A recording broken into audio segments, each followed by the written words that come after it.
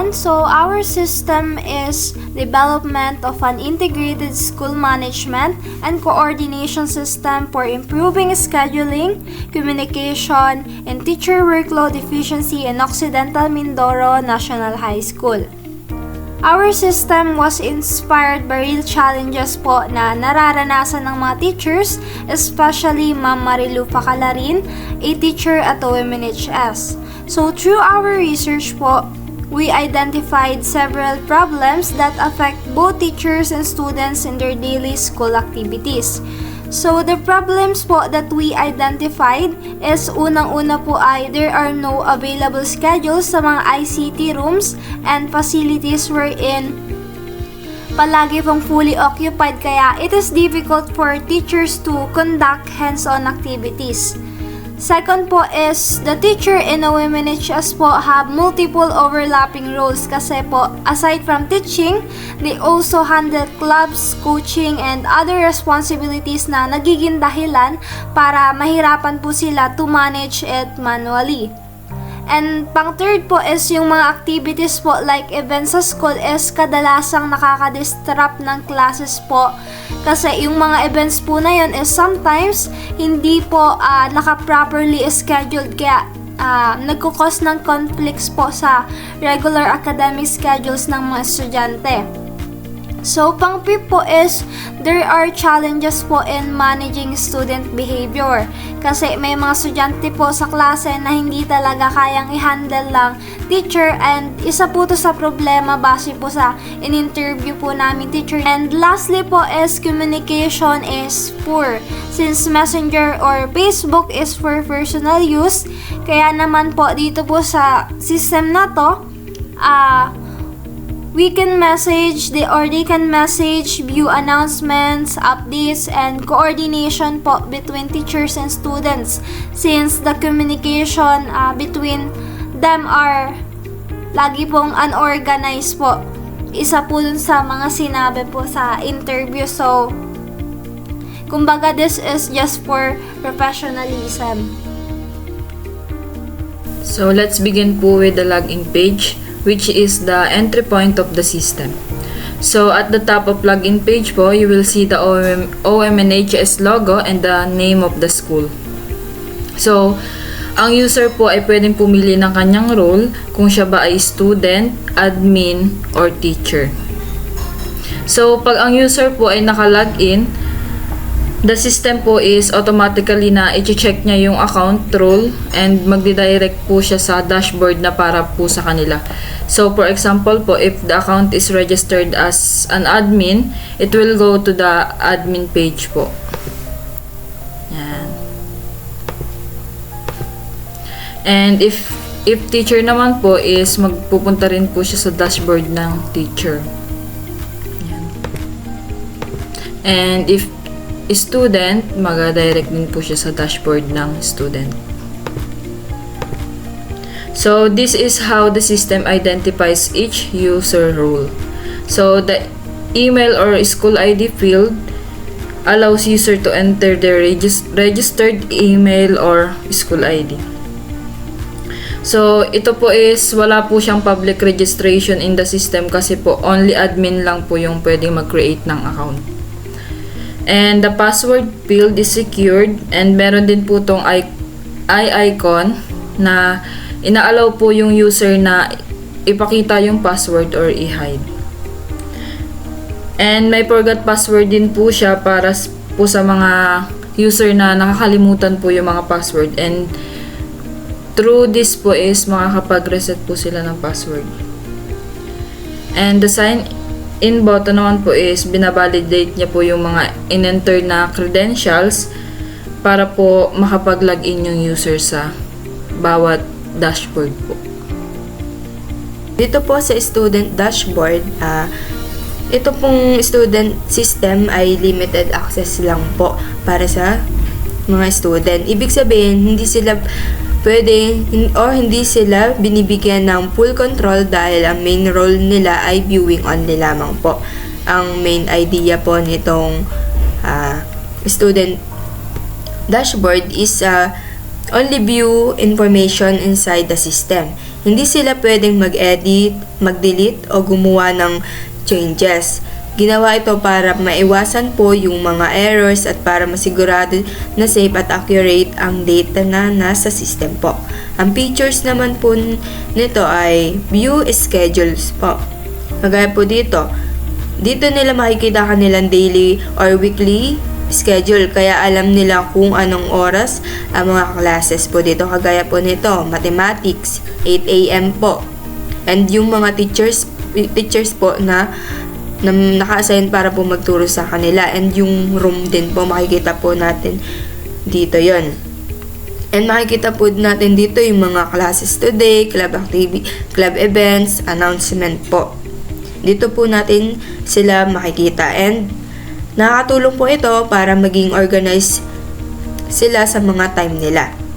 And makikita po natin dito sa club events naman po yung mga events po na dumaan sa approval ng admin o ng mga authorized person po. Kagaya po nito, makikita po natin dito yung active clubs po, 12 po, and tapos nandito po sa baba yung mga approved po, inter-school basketball tournament, math olympiad preparation po, makikita po natin sila dyan. Ito po, club overview, science club, math club, tapos kung ilan po dito yung mga members and yung mga activities po nila. Dito naman po sa messages po, makikita po natin na pwede pong mag-chat si students sa kanilang mga teachers po. If may concern po silang gustong sabihin, ganun po. And then, dito po sa notification naman, dito po nila marireceive yung mga important updates po na galing sa school, tulad po ng mga event changes, ayan po, changes sa school or mga reminders naman po. Nandito po yung unread, tapos read po. Yan po, makikita po natin kung nabasa na ba nila yung mga notification po. And ang restriction naman po nito sa mga student, isang student po ay hindi po sila pwedeng mag-create request dahil hindi ito part ng responsibility nila dito po sa system. And hindi din po sila pwedeng mag-edit ng anything po. Wala silang permission para mabago ng data para maiwasan ang mistake o maling information po. And then, approve action po. Hindi sila kasali sa decision making. Hindi sila pwedeng mag-approve or reject. View behavior records. Confidential ito para lang po ito sa mga admin at teachers. And see pending rejected activities po.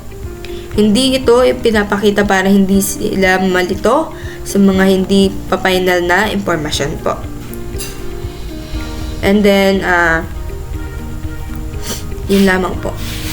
So, this is the teacher dashboard. So, dito po sa system na ito, the main users are the teachers.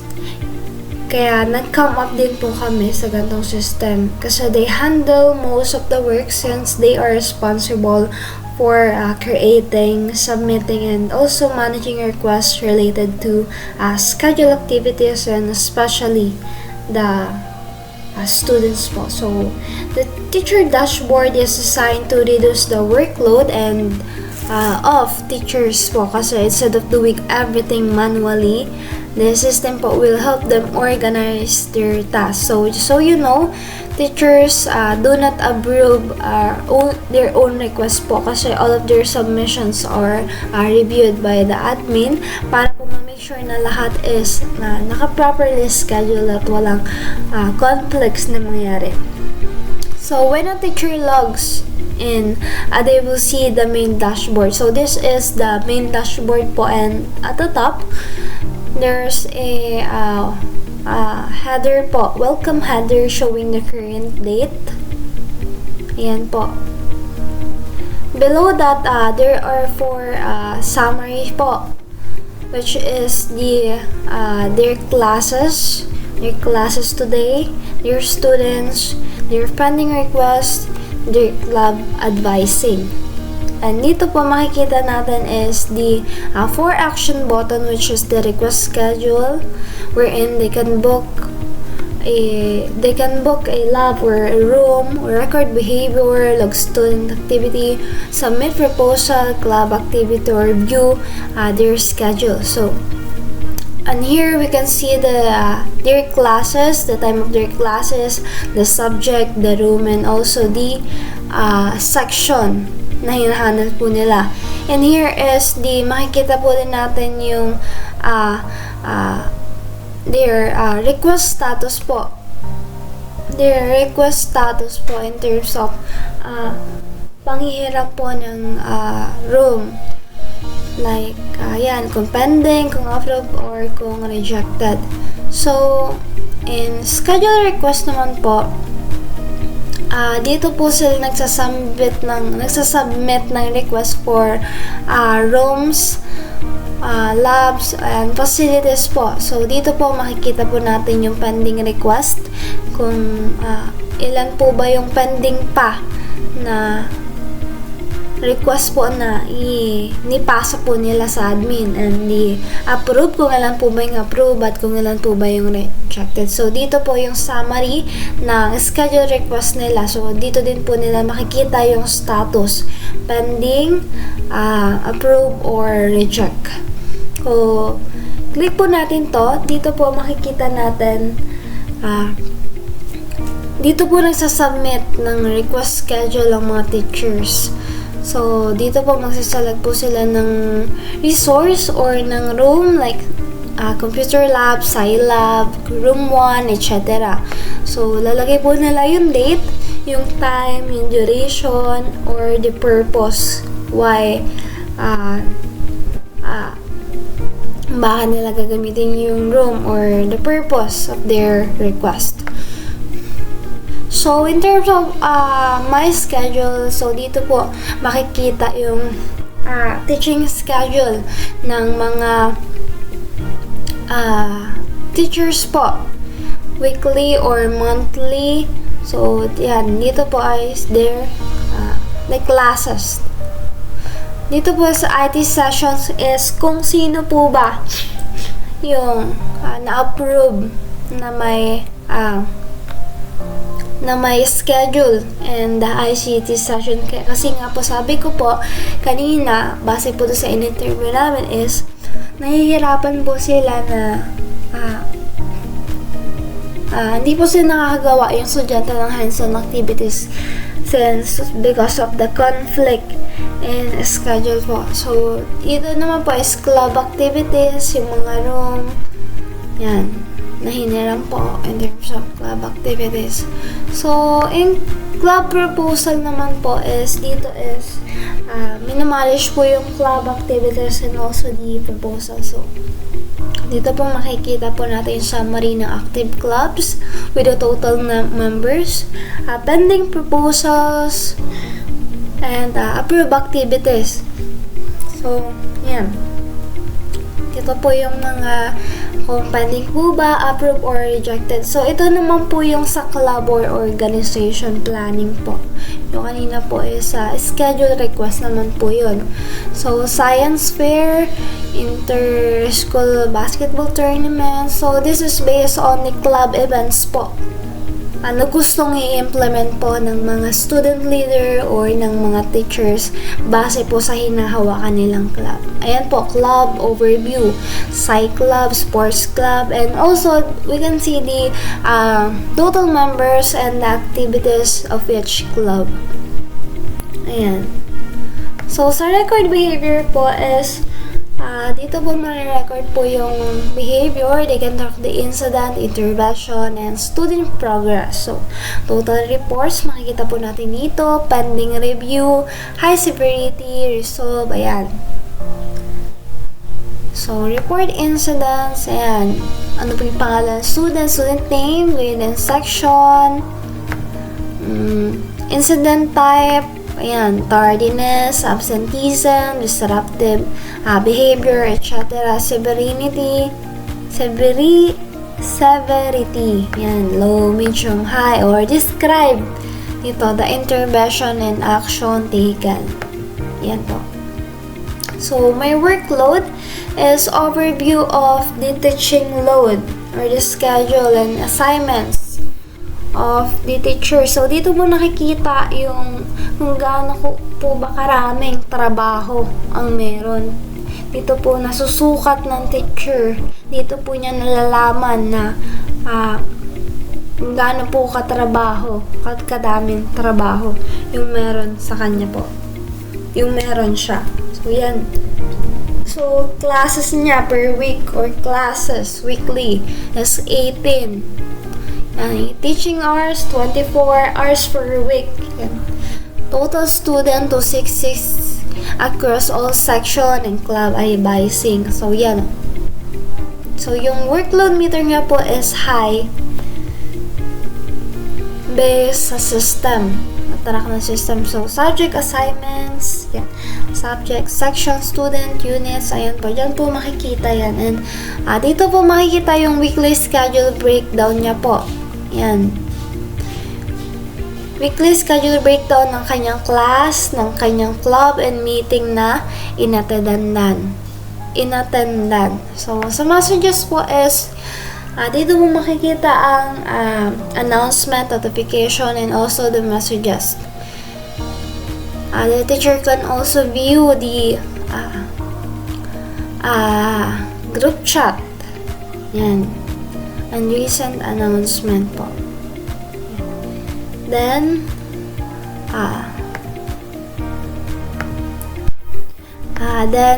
so, the teacher dashboard po is designed to support teachers in daily tasks po. So, basically, it simplifies their work. It keeps everything organized po and ensure that all activities are properly managed through a clear and structured system with visual feedback at every step. Thank you. Ang dashboard po ay pangunahing page para sa admin. Dito nakikita agad ng administrator ang importanteng overviews. May 45 teachers, total of users, upcoming activities at pending approvals. Pakikita din dito ang pending approvals na kailangang i-review tulad ng club proposal, schedule requests, at may notification para sa mga bagong requests, schedule conflicts, at club activity reviews.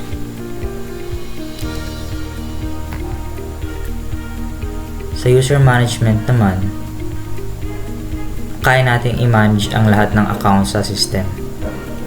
May kabuang 895 users, teachers, 45 students, at actives today. Nakita natin ang listahan ng teachers tulad ni na Mr. Juan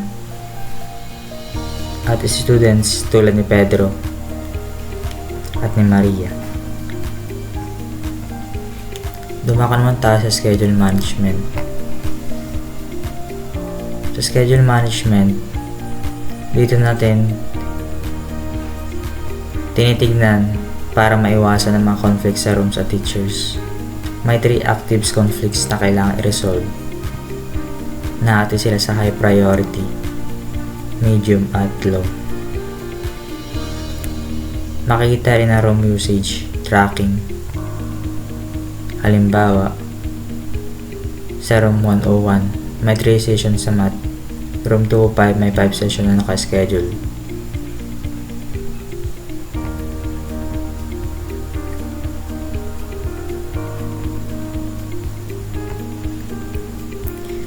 Sa request naman, inaayos natin ang mga schedule request mula sa mga guro.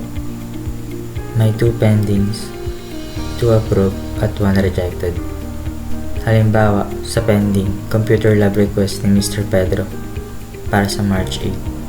Approved sa room 205 para sa math club meeting ni Mr. Juan Santos.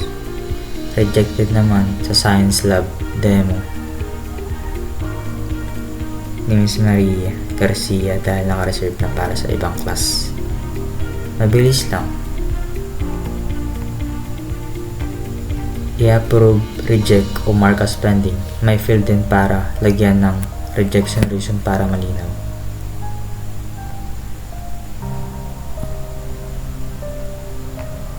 Sa club activities naman, dito pinapangasiwaan ang lahat ng club proposal at activities. May 12 active clubs, 5 pending proposals at 8 na approved activities. May approve, reject at view details button para mabilis na aksyonan ng admin ang bawat proposal.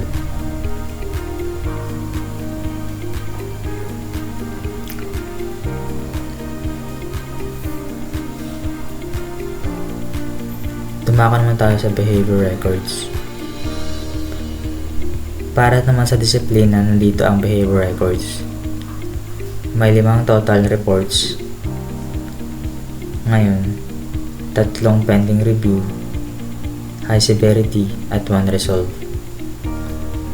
May trend graph din para makita kung bumababa o tumataas sa mga insidente kada buwan.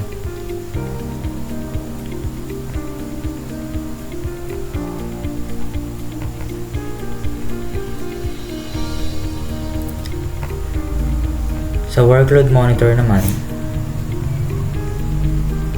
ito ay isa pinaka-importante na tool para sa school administrator para matiyak na balance ang pasanin ng mga guro.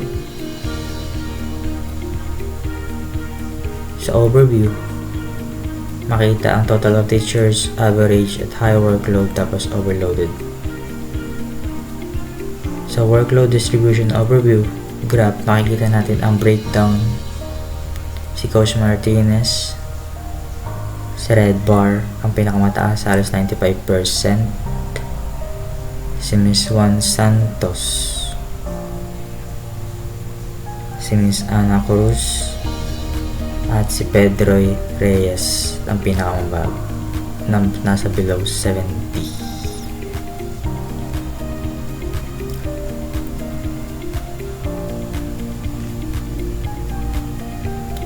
Sa bawat teacher's row, may view details button para makita ang full breakdown ng kanilang schedules, classes at clubs para makapag-decide ng admin kung mag-reassign ng section, bawasan ng club, advisorship o magdagdag ng substitute. Sa madaling salita, ang workload monitor ay hindi lang statistics. Ito ay early warning system para maiwasan ang burnout ng teachers at mapanatili ang quality ng pagtuturo sa OMNHS.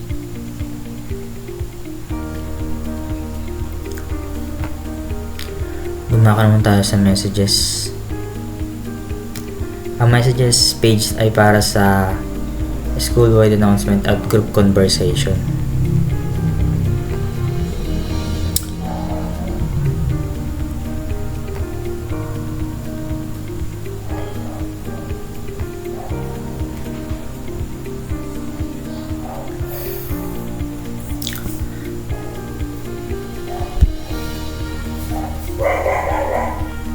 Makita natin dito sa overview ng total announcement of 3, ng high priority of 1, ng average views ay 45 at active users ngayon ay 87.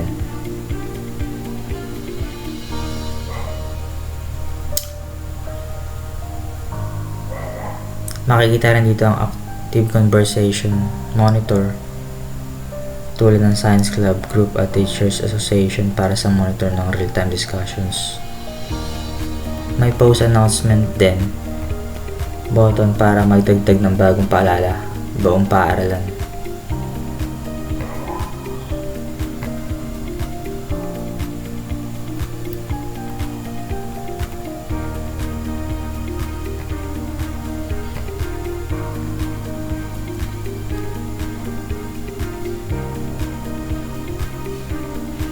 And lastly, sa reports naman, makita natin ang overview of total teachers, total users, pending approvals, and upcoming activities. Dito rin makita natin ang mga pending approvals, pwede natin siyang i-approve or reject. Makita dito ang notifications para sa mga nag-upcoming na messages at notifications. Tapos, recent system activities. Makita natin kung sino-sino yung mga na-approvehan, nag-create ng bagong account, tapos mga announcement na post, at update ni teachers, workload.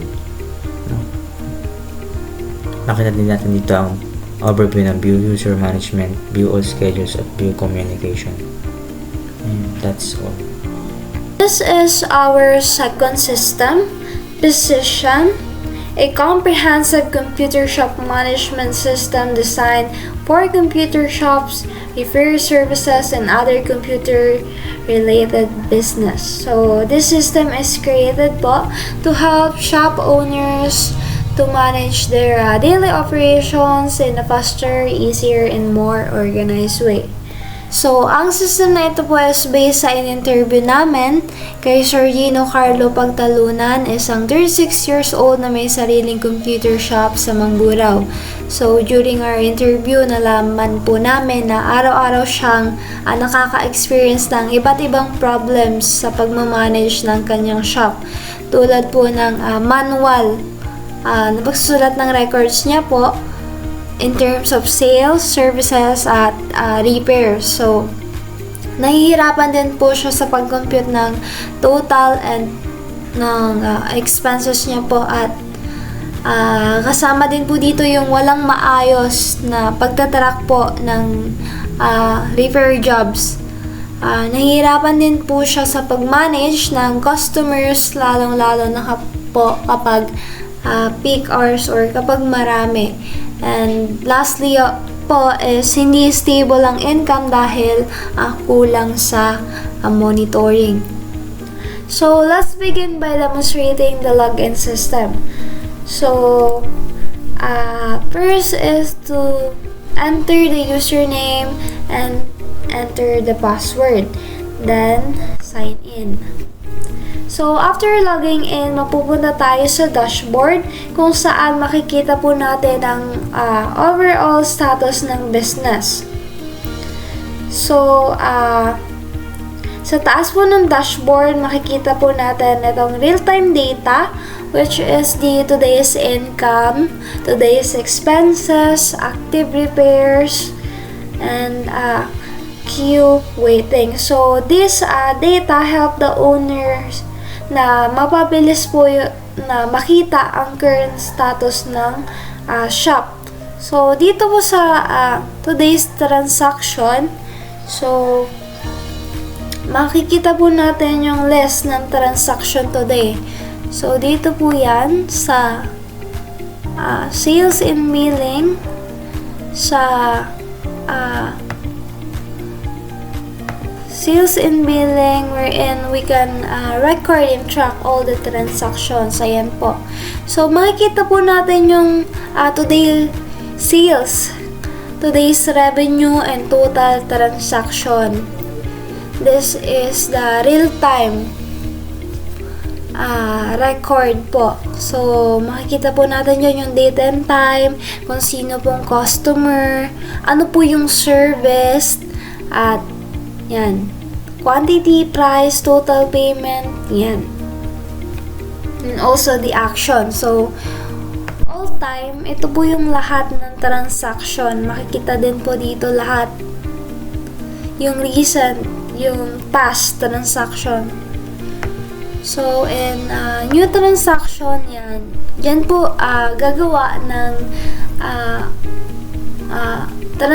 new transaction po. Lalagay po yung customer name, service item, quantity, price per unit, payment method, total amount, and notes. It is optional naman po. So, this helps po in tracking daily sales easily. Dito po sa customer queue, walk-in customer waiting to be served.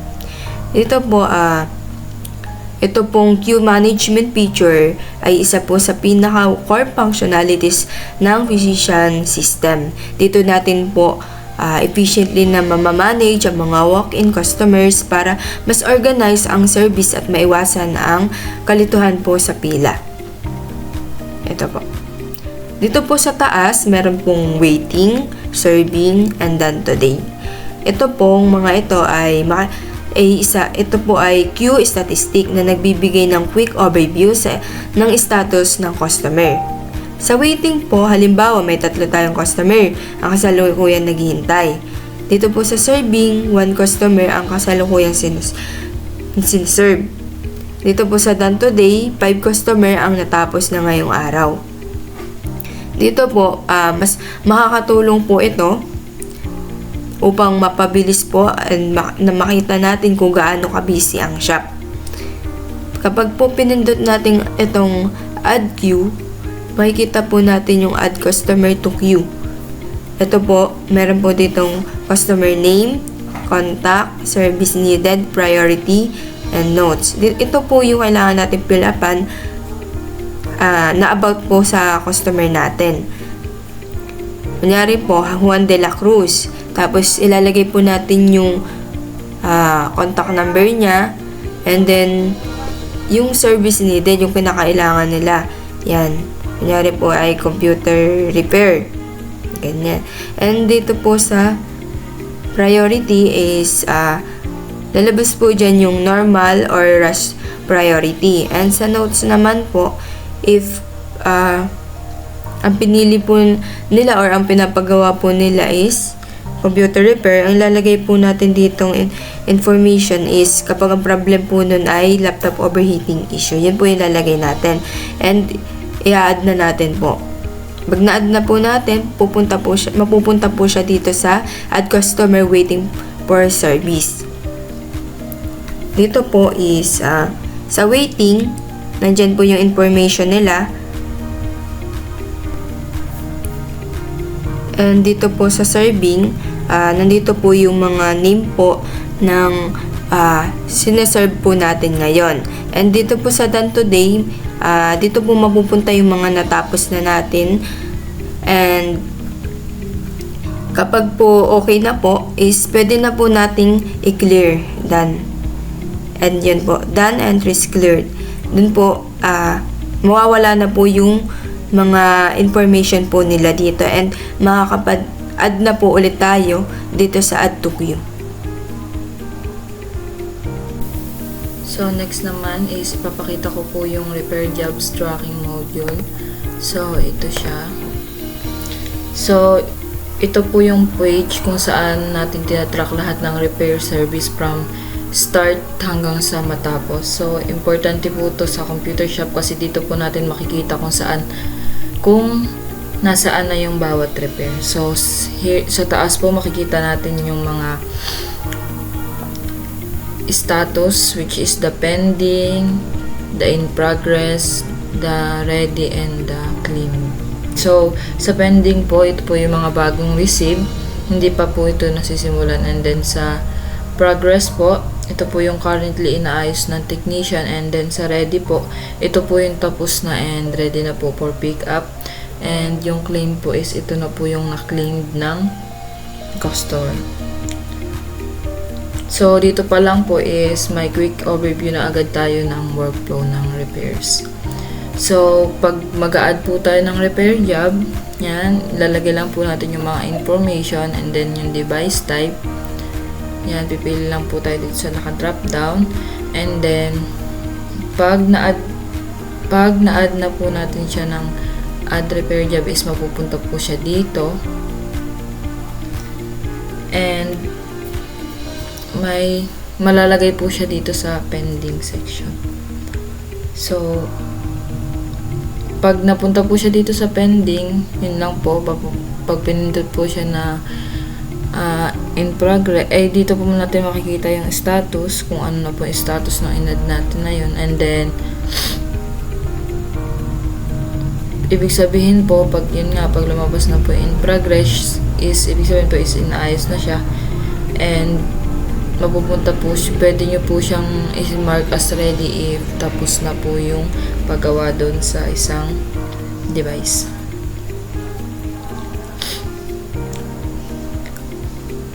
And then next naman po is dito sa expenses, in which dito po makikita natin yung all expenses in this month and today expenses and total entries. So, yan po. Dito makikita natin kung magkano yung nagastos ngayong araw, ngayong week at yung this month at lahat sa buong gastos.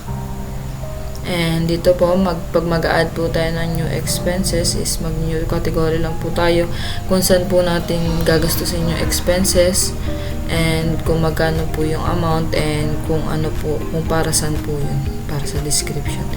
And then pag nag-add na po yun is mapupunta po siya dito sa today, and if hindi po natuloy yung paggastos na yan is pwede po natin siyang i-delete, and then yun lang. Duha Kulit na present the income reports feature where all financial data comes together. So, nabigay tayo sa income page. Here, ang income reports po ay nagko-compile ng lahat ng sales, repairs at expenses into comprehensive financial report. Makita po natin ang financial summary cards. At the very top, we have the financial metrics, the total sales, all income from sales transactions shown in green color, total repairs, all incomes from repair services also, total expenses, all records expenses displays in red. At net profit, naka-automatic calculation po siya ng sales plus repairs minus expenses, show in cyan teal color if negative would appear if in red as a warning na bumabagsak na kita. This immediately tells the owner if the business is profitable o hindi na. Date range filtering, makikita pa dito sa section ito ang today, this week, this month at all time. We can filter any reports by different time periods for today, this week, this month and all time.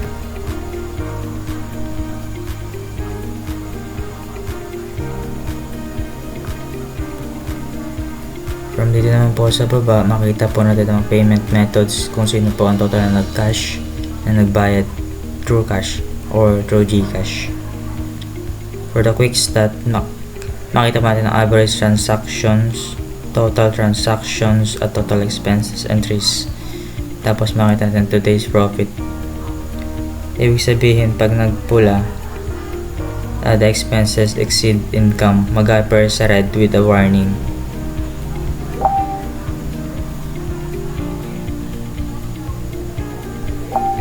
Pag nagkulay green naman, magsasabi yan ng profitable overall.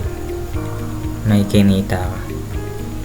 This instance feedback helps owners make the informed decision about pricing services and cost control. Now, let us proceed to customers. PCCNs maintains a complete database of all customers for relationship management. Sa customer statistics, at the top, total customers, makikita natin ang regular customers at total visits at total revenue.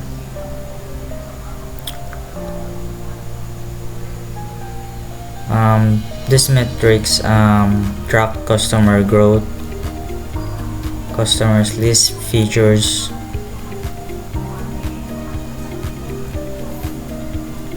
pwede tayo mag-add ng customers. For example, is enter dito yung name, contact number, the address, and type.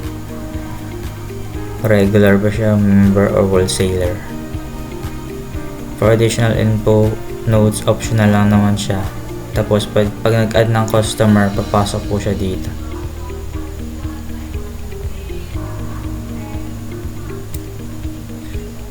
Meron din po siyang search function para mabilis natin mahanap yung gusto natin makita by name or email or contact number.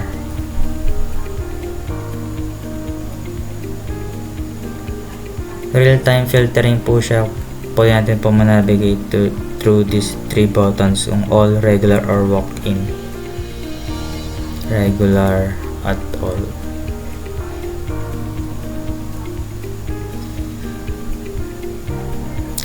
Sa customers table, makikita natin yung customer's name, contact number, what type, kung regular ba siya or walk-in. Tapos the action button, view details, and sa adding customers,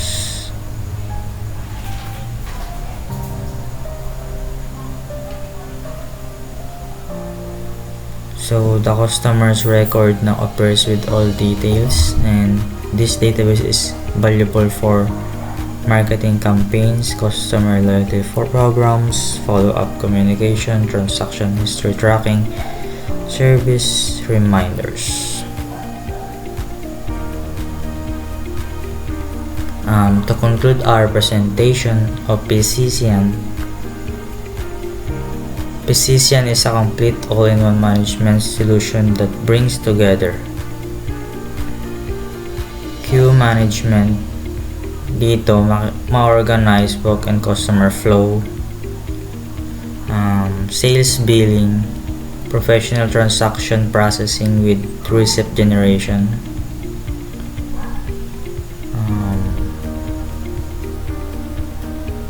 repair jobs, ma-track po natin yung complete jobs workflow from pending to claim. For expense recording, categorize, cost monitoring, and for the income reports, automated financial analysis and profit calculation.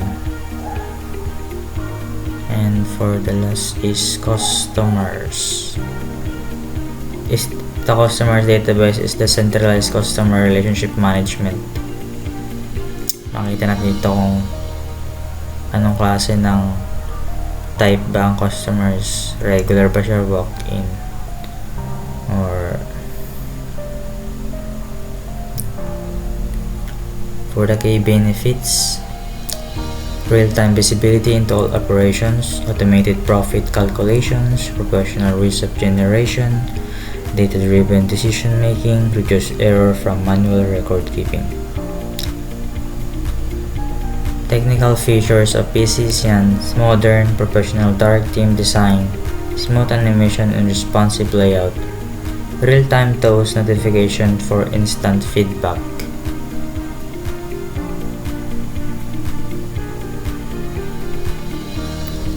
Local storage, data persistent, no internet required, no installation needed, runs in any modern browser, mobile-friendly responsive design.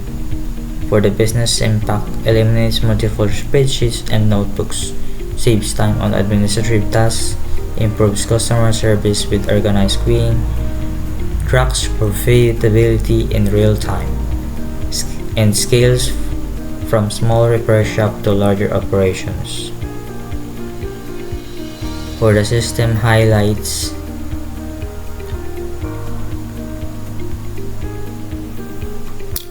secure role-based authentication for the login, entering your username or password, beautiful professional UI with blue accent colors, custom Google fonts for the outfits, space, cross space mono. Consistent color-coded status indicates across all modules. PCCN transforms how computer shop manage their business from chaotic manual tracking to streamlined digital management. So whether you're running a small computer repair shop or a large retail operation, PCCN provides all the essential tools needed para maging mas efficient, professional at profitable.